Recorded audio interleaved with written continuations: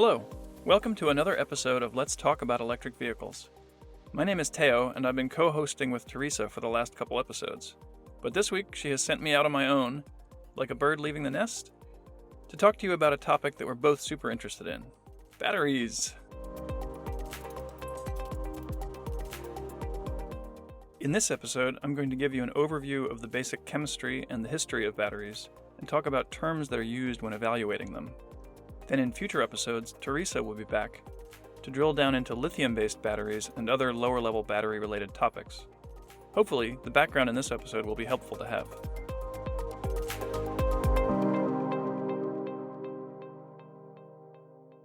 So, what is a battery? A battery is a device that produces electricity via a chemical process. It's important to note that the battery isn't producing energy. It's converting energy from a chemical form, that is, energy stored in the bonds of chemical compounds, into electrical form, electricity. The basic concept of battery chemistry behind the energy conversion works like this. There are three parts: the anode, the cathode, and the electrolyte. The anode and cathode are usually solid metals, and you can think of them as being at opposite ends of the battery, with the electrolyte, which is often liquid or gel, in the middle. The chemical reaction inside the battery is different depending on what those three parts, the anode, the cathode, and the electrolyte, are made of. But in all batteries, the result of the chemical reaction is that a huge number of electrons are continually forced onto the anode. They want to go to the cathode, but can't go back through the electrolyte. At least, hopefully. If they do go back, then the battery loses some charge. So the electrons try to find another path. When you hook up a load to the battery, like a light bulb or an electric motor, you're creating a path from the anode back to the cathode, and the electrons on the anode are overjoyed. They rush through your load in an attempt to get to the cathode, and your load gets to use their energy. By the way, this is a simplification of how electrons flow and of the noises they make, but we don't need to go too deep there. Once the electrons start to flow off the anode, the chemical reaction inside the battery then keeps pushing more electrons onto the anode until the reaction runs out and the battery is dead.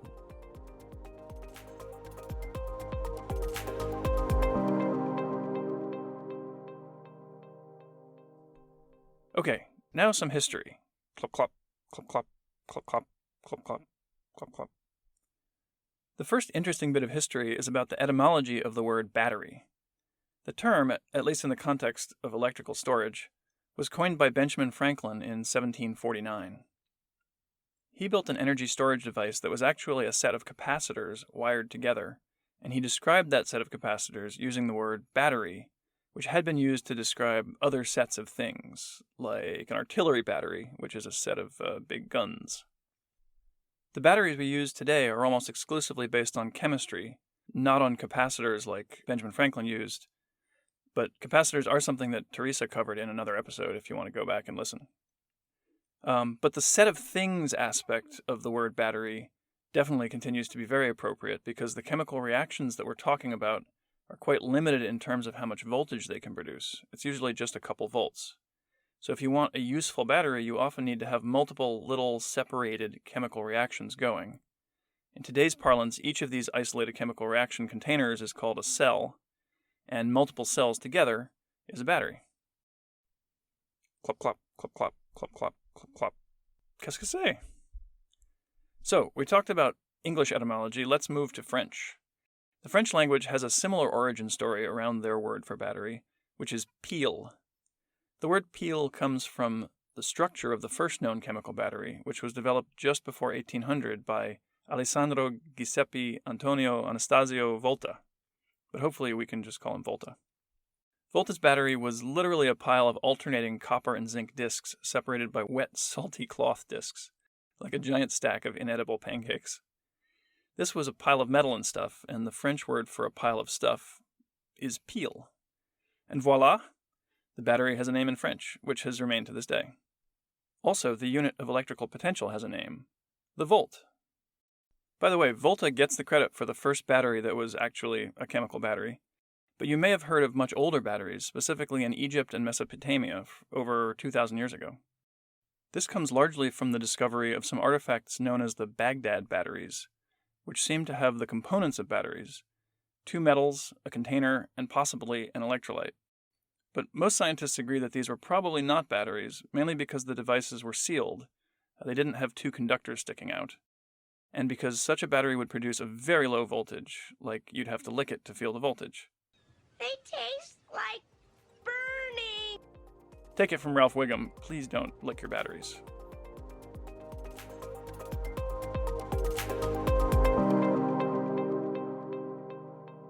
Alright, now let's fast forward a couple thousand years from the Baghdad batteries, in air quotes, right past Volta and his pile of pancakes, and into the mid-1800s.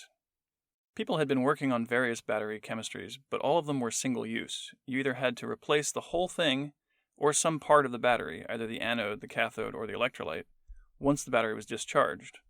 Clearly, the world needed some recharging. Enter lead-acid. Yay! Lead-acid batteries were invented in 1859 by French physicist Gaston Planté, which I'm hopefully pronouncing correctly.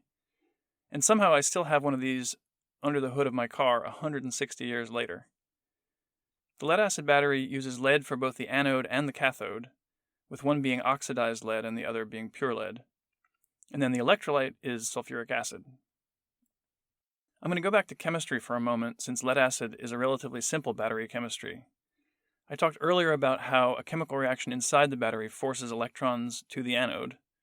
And in the lead-acid battery, the way this works is that sulfur, from the sulfuric acid in the electrolyte, joins up with other elements to make a compound called sulfate that coats both the anode and the cathode. And as it does that, it forces the electrons.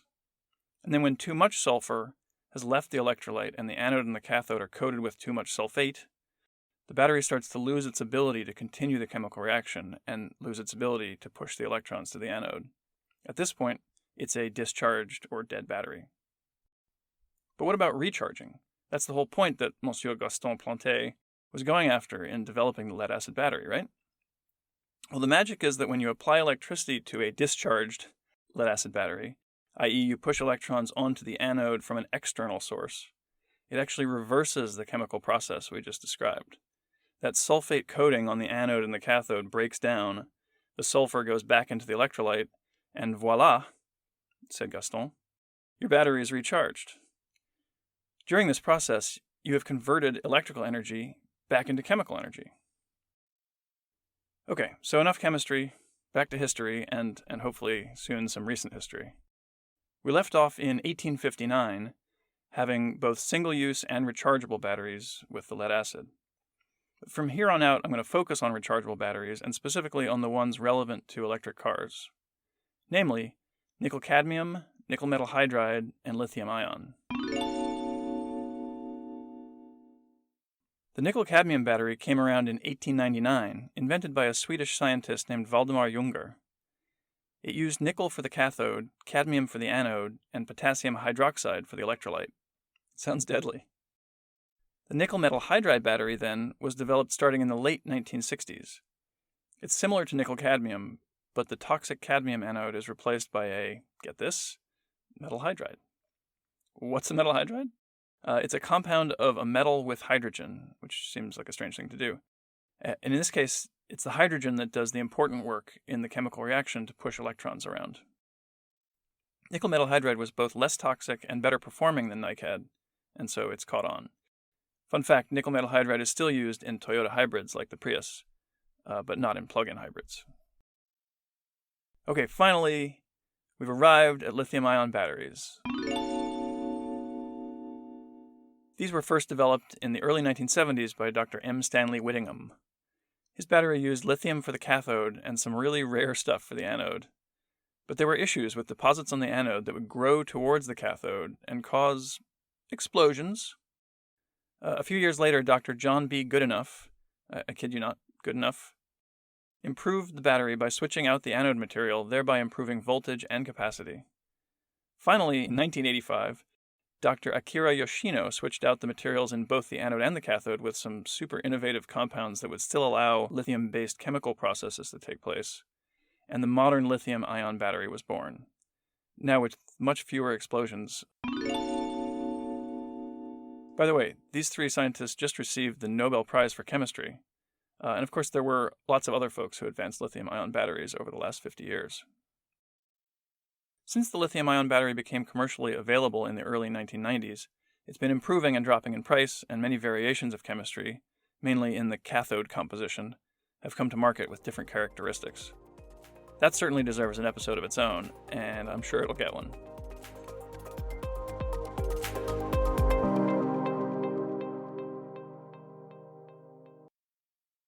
Next, let's talk a bit about the performance characteristics of batteries and the terms used to describe them. There are a ton, but we'll cover some of the important ones. First, there's voltage, also known as potential. If you remember, we talked about electrons hanging out on the anode and wanting badly to get to the cathode. Voltage is basically how badly each electron wants to get there. Okay, that's enough of that sound effect. The next term would be capacity, which can be thought of as how many of these anxious electrons want to get from the anode to the cathode over the period of the full discharge of the battery. So it's always gazillions of anxious electrons, just a matter of how many gazillions. Capacity is usually measured in amp hours or watt hours. As a side note, watt hours is equal to amp hours multiplied by voltage, and that's watt-hour. A 1 watt-hour battery would have enough anxious electrons to flow at 1 watt of power for 1 hour. Next, there's discharge rate, which is closely related to capacity. Discharge rate can be thought of as how many of those anxious electrons can move at once. Even with a high voltage and a high capacity, it's possible that those electrons might have to line up one after another in a single file line, leading to a slow discharge rate. Discharge rate is usually described using this unit C. That's the letter C. A C rating of 1 would mean that the battery is capable of discharging from full to empty in 1 hour, without exploding or otherwise damaging the battery.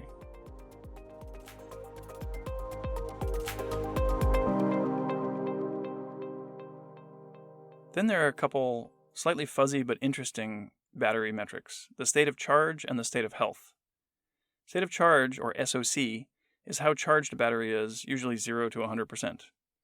But charge and discharge are nonlinear, so there are some assumptions that go into measuring and calculating a single number for state of charge. But conceptually, state of charge is how you map the battery level onto a fuel gauge. State of health, or SOH, is how healthy a battery is, i.e., how close it is to its original factory specs. Again, this is fuzzy and depends on how you value the different characteristics of the battery, like the total capacity, the self-discharge rate, etc. But if you're buying an electric vehicle, it's super useful to know the state of health of the battery. And most EVs do know this info, you just have to figure out how to ask them.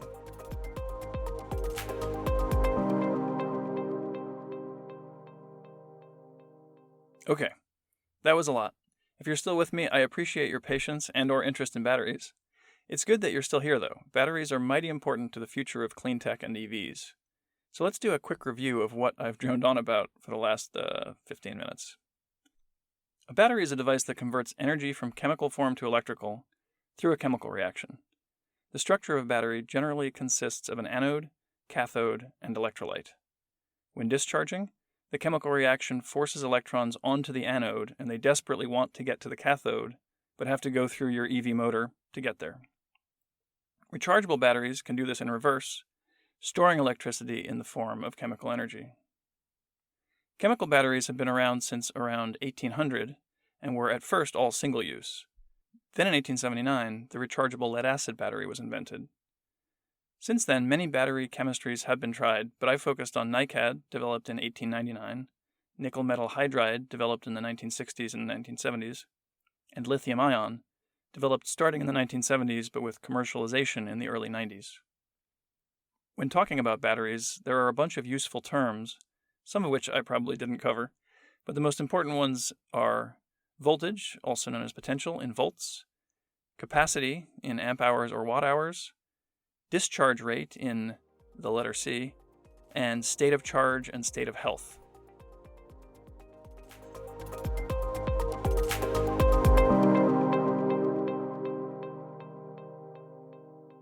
Thanks for listening to the first Teresa-less episode of Let's Talk About Electric Vehicles. I hope that you found this info useful. Teresa will be back next week, and we will dig further into the wonderful world of batteries. If you have any feedback, our email and other info is on our website, which now has a shiny new domain at evtalk.co. If you'd like to support our efforts, please consider clicking the Patreon link on the website and becoming a patron. Thanks for listening, and have a great week. As Monsieur Planté would say, au revoir, mes amis.